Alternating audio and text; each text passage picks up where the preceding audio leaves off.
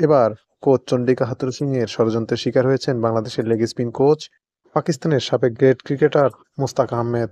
নাজমুল হোসেন পাপন এবং বিসিবি কর্তারা শত চেষ্টা করেও মোস্তাক আহমেদকে ধরে রাখতে পারলেন না। 2024 সালের টি-20 বিশ্বকাপ সদ্যই শেষ হয়েছে। সে বিশ্বকাপে বাংলাদেশের লেগ স্পিনার রিশাদ হোসেন দারুণ বোলিং করেছেন, নিয়েছেন 14টি উইকেট, যা ছিল তার সেরা সাফল্য। রিশাদ হোসেনের এমন পারফরম্যান্সের পিছনে সবচেয়ে বড় ভূমিকা ছিল কোচ মুস্তাক আহমেদের। কিন্তু সেই মুস্তাক আহমেদও এখন আর বিসিবির সাথে থাকছেন না।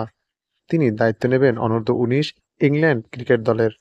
ক্রিকেট পাড়ায় গুঞ্জন শোনা যাচ্ছে কোচ চন্ডিকা হাথুরুসিংহের জন্যই মুস্তাক আহমেদ বাংলাদেশ ক্রিকেট বোর্ডের সাথে চুক্তি আর বাড়াচ্ছেন না।